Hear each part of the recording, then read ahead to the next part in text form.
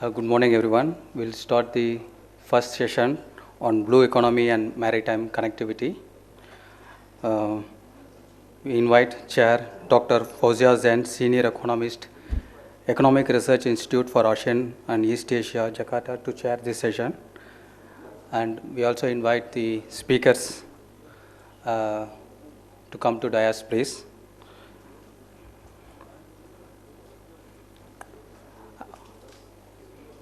Dr. Nagyun Chu Hoi, I think he's not here. Yes, Associate Professor, VNU University of Science, Vietnam National University, Hanoi. Professor Prabede, RIS and Coordinator of ASEAN-India Center at RIS, New Delhi. And Ambassador Yogendra Kumar, former Indian Ambassador to the Philippines. He will join shortly.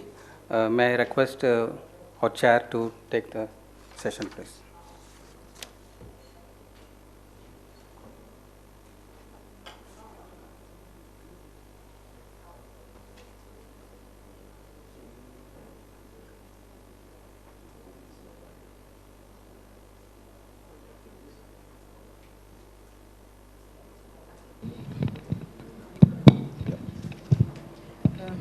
Thank you. Good morning, distinguished participants, ladies and gentlemen. We have listened.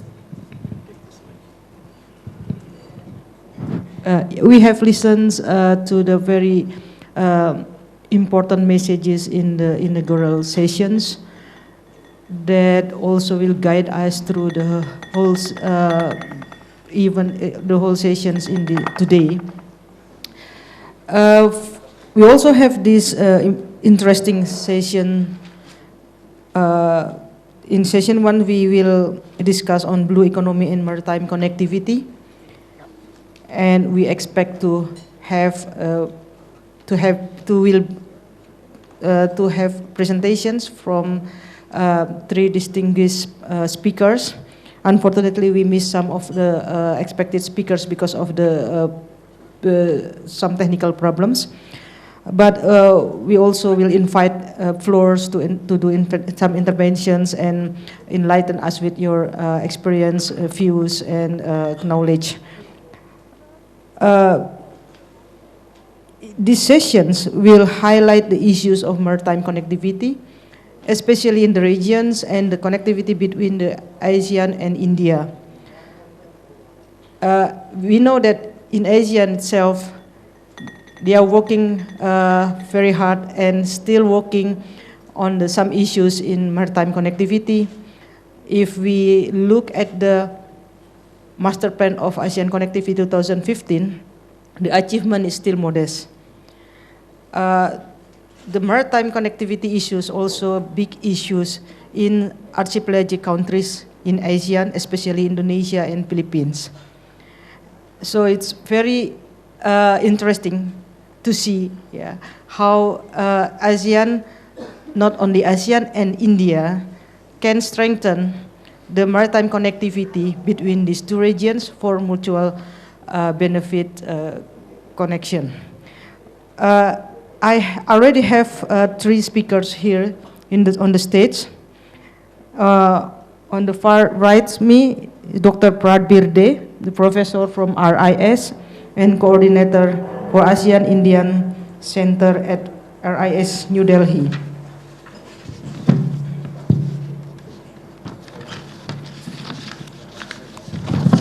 Let me briefly introduce you with our speakers in this session.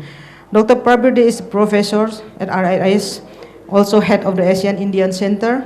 RIS works in international economics and research and has research interest in international trade and development. So it's really relevant with these sessions.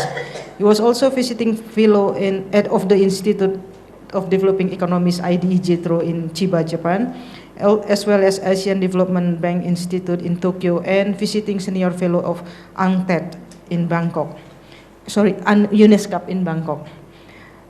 And He has PhD in economics from Jadavpur University, Kolkata, India. And if you Google his name, is very quite famous with in the articles in academic research. Thank you, Dr. Prabir, for coming here. And right to my Mr. Yogendra, Ambassador Yogendra Kumar. Thank you very much for coming here, sir. And he is retired from diplomatic service in 2012 in the rank of secretary. It's equivalent to the vice minister in the government of India.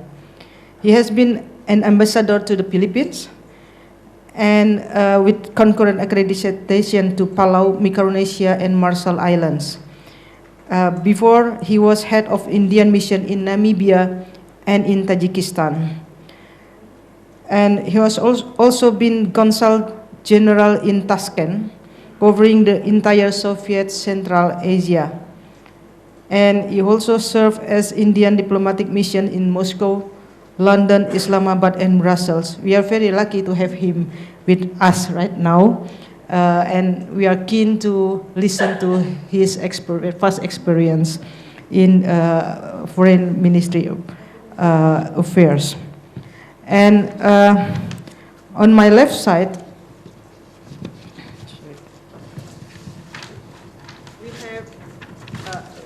we have Associate Professor Dr. Nguyen Chu Hoi, from Vietnam.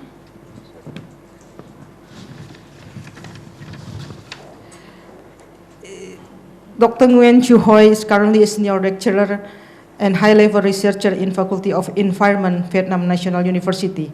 He is also the chairman of Vietnam Association of Marine Environment and Nature.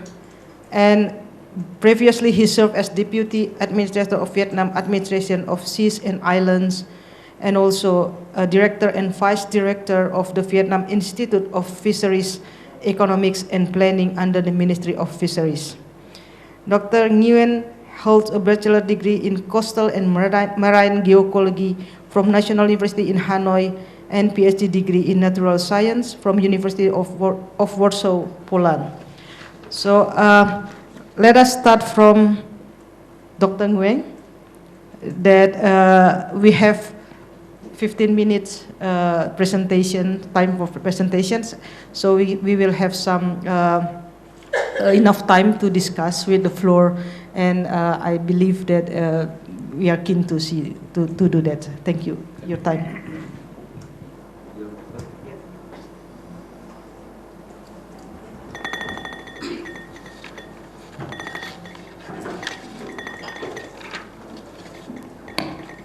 Thank you, Madam Chair, ladies and gentlemen. My presentation under title ASEAN-India Maritime Connectivity in the context of blue economy. So I focus not only maritime connectivity and focus also the blue economy regarding to the maritime connectivity. A view on the ASEAN policy driver. So the first, regarding to the regional context, regarding to the Indian Pacific Ocean connectivity.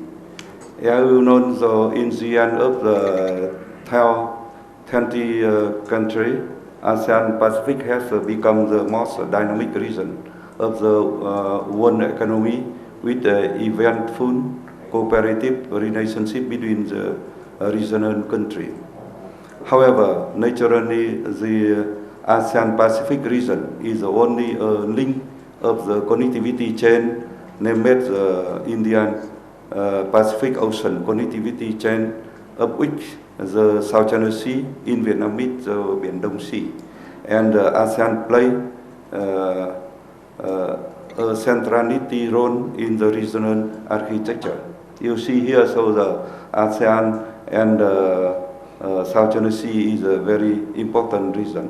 The bridge connect within the Indian Ocean and the Pacific Ocean. So the South China Sea with the ASEAN is a global blood vessel route linked the Indian to the Pacific Ocean, and the tank of the routes, the nation are more and more closer. The navigation route is very crowded with some 300 international vessels per day associated with the shipping in the region. There exists the environment risks, including oil spill and leak, marine debris in invasive species, which impacted to the marine conservation value. And historically, at least in the fourth country, the trade relationship between the Indian and the Pacific Ocean through the South China Sea and mainland of Indochina has been developing. Therefore, the mainland have been connected by friend people at Indochina. It means India and China. So the mainland of the ASEAN, especially the Vietnam, Cambodia, and Laos, is a very, very important area impacted by the two very big countries, is it India and China, long ago. Together with the Indochina, the South China Sea and ASEAN are lying across two great civilizations in human history. It means your country here and China. Geographically, ASEAN is characterized by marine element, except Laos, and its marine space become the advantage and a bridge between the both ASEAN.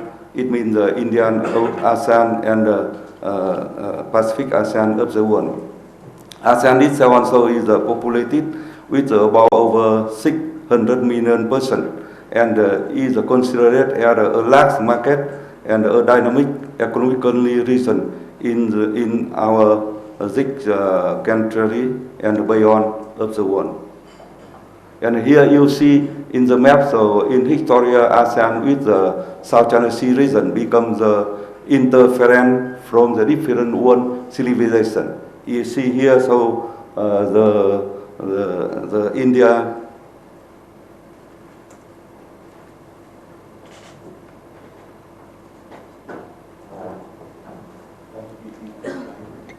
Yeah.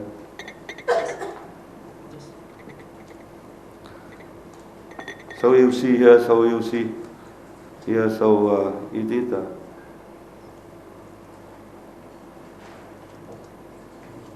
point.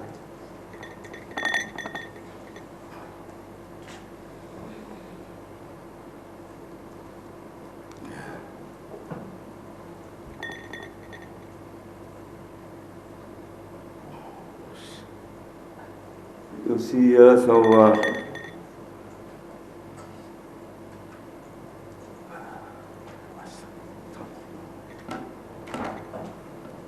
some the Indian civilization and the Chinese civilization and ASEAN island and ASEAN mainland impact. So is it they comprise in the region ASEAN and South China Sea. So ASEAN towards blue economy. So ASEAN Sea and South China Sea are situated in the center of the worldwide distribution of the Reef Building Coral, with the well-known of the Coral Triangle city. Coral Reef play very important role in providing common benefit of the marine biodiversity and fishery, and is a foundation of the regional marine sustainability and for blue economy development of the ASEAN country. And South China Sea have, you see here on the map, have the 7 key coral reef systems, which are to maintain the marine natural assets for our region. And if who has them can control over the South China Sea. You see, so the Spratly, Paracel, and Masfield, Paratas, Scaboret, and the Natuna. Is it 7 very important system of the Coral system here? So now the China attack the 6th and only Natuna. Is it a very important strategic position, not only ecologically, also the politically in our region. So the based on Coral Reef, so create also the ecological connected needs in the South China Sea and beyond the South China Sea in the ASEAN region. And also regional channel to the blue economy development in the region. The long-term challenges is for the blue economy and also the mineral right in South China Sea is right it's about, and also ocean acidification and resilience to the change are also emerging issue in South China Sea and ASEAN marine water in the next future. And here also in the map you see is it the exhaustive degree of the unsustainable fishery in the South China Sea by the FAO? Is it a red? Is a no fish in the South China Sea? So impact is very important for blue economy in our region. So the sort of pollution from ship connectivity, for example, we can group it for three liquid, for example, the wetlands water, beans water, bunker, oil spill, damage, debris, cargo.